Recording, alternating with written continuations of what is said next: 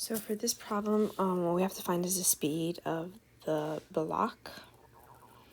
And we have that PI equals PF, which if we break it down, it's 1/2 of the mass 1 of velocity 1 plus 1/2 of the mass of 2 velocity 2 squared in the I direction equals that of the F direction.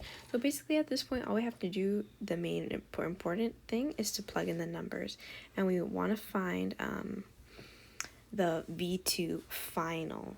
So the equations that we're going to use to find that V2 final is V1 final equals M1 minus M2 over M1 plus M2. This is a problem that we're given like set of equations that we have from before, and that V2F equals 2M1 divided by M1 plus M2. So we first need to find out what that M2 is, and in order to find that out, we can use V1F since we have everything else that is needed. So we have negative 2.7, so that's that V1F equals 3.6 minus M2 over 3.6 plus M2, and when we solve that, the M2 equals 1.9.